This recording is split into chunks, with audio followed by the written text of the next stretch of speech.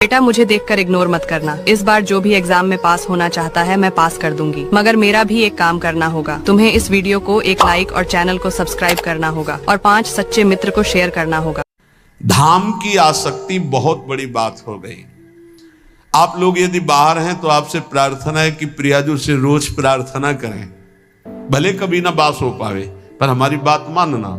रोज प्रार्थना करें, प्रियाजू मुझे वृंदावन बास दे दो। प्रियाजू एक दिन में एक बार प्रार्थना तो जरूर करें, कई बार करें तो बहुत बड़ा लाभ। एक बार जरूर बोला करें कि हे प्रियाजू, यद्यपि मेरे में किंचन मात्र योग्यता नहीं और सामर्थ्य नहीं, पर मैं आपसे प्रार्थना करती हूँ, भीख मांगती हूँ कि आप मुझे वृंदावन बास दीजिए। आप निश्चित मानना कहीं भी शरीर छोड़ोगे तो आपको वृंदावन बास मिलेगा। मेरी प्रियाजू इतनी कृपालु हैं कि जिसने मांगा भी नहीं वृंदावन वास, उनके परिवार के लोग वृंदावन वास कर रहे हैं, उनको वृंदावन वास मिल गया। अखंड वृंदावन वास मतलब जीवन वृंदावन की चिदानंद भूमि में प्रवेश पा गया। बड़ा आश्चर्य में प्रियाजू संबंध का निर्वाह करती हैं। यदि आप रोज वृंदावन वास की बात मांगेंगे तो परम कल्याण हो जाएगा। देखो, परम कल्याण होना बहुत कठिन, बातें बनाना अलग है। ये जन्म हमारा आखिरी हो, इसमें पूरा का पूरा विश्वास हमें श्री जी की कृपा पर है, साधना पर नहीं है।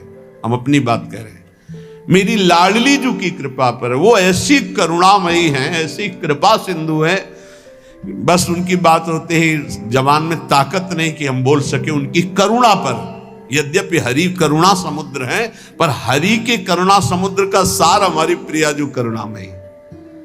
नीच पापी से भी पापी को ऐसा पद प्रदान करती हैं, पूछो। हमारी प्रियाजू का ही तो स्वरूप हितजू महाराज हैं, नरवाहन जी।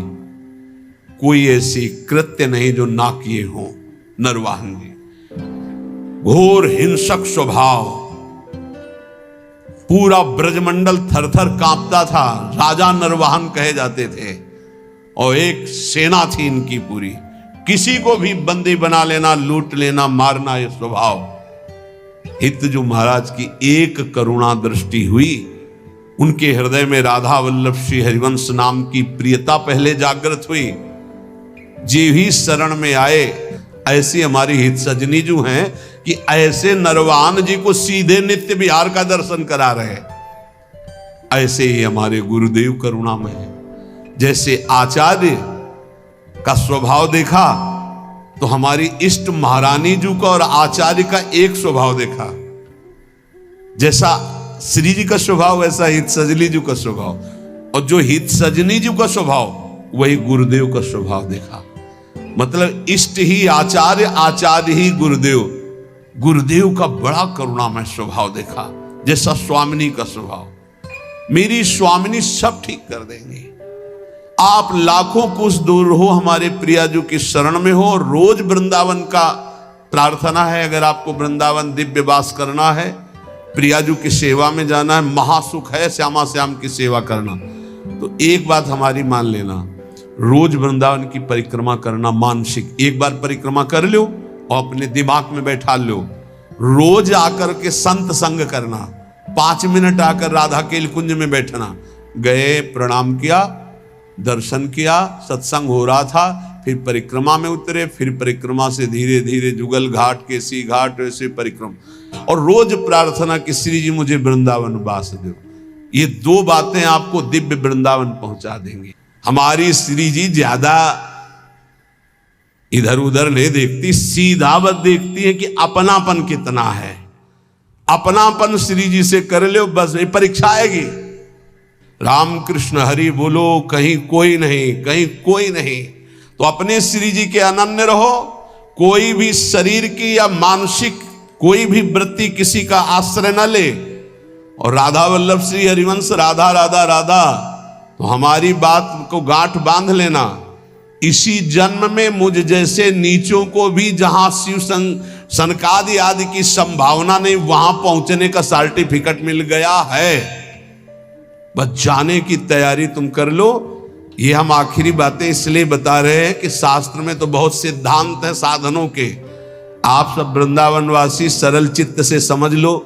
प्रिया प्रीतम के उपासी चाहे बाहर ही रहते हो, हमारी श्री जी की प्राप्ति साधना से नहीं होती।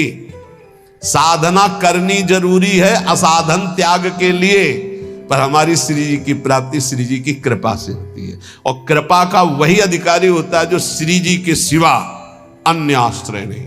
कभी कोई तुम्हें घर में कहे कि हम अमुक आकर के अमुक कर देंगे, तुम लखपति करोड़पति बन जाओगे, तुम मत करना, नहीं तो श्री जी की अनन्यता में बाधा आ जाएगा। और हमारी श्री जी जहां विराजमान है वहां धीरे धीरे सब वैभव अपने आप आ जाएगा, तुम चिंता मत करो।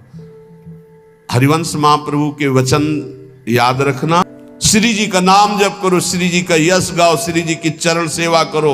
भैया मैं कसम पूर्वक अपनी कसम दिला के कहता हूं, तुम्हें इस लोक और परलोक में सब सुख प्राप्त होंगे। बस मेरी लाडली मेरी राधा किशोरी, हृदय की बात तुम सबसे इसीलिए कह रहा हूं, कलयुग है, साधना कठिन है, अनन्यता में आ जाओ तो जो करोड़ों साधनाओं से नहीं बनता हो अनन्यता से बन जाता है। अनन्यता हृदय से। महारानी जो हमारी हैं, आप चाहे नरक मिले या स्वर्ग, दुख मिले या सुख, गरीबी मिले या अमीरी, अपमान मिले या मान, इस शरीर में महारानी के चिन्ह के सिवा कुछ नहीं धारण करेंगे। महारानी की जय के सिवा कुछ नहीं बोलेंगे। भगवान में असीम विश्वास रखने वाले वीडियो को लाइक करें, एक प्यारा सा कमेंट करें। ऐसी ही वीडियो देखने के लिए घंटी का बटन दबाएं और चैनल को सब्सक्राइब करें।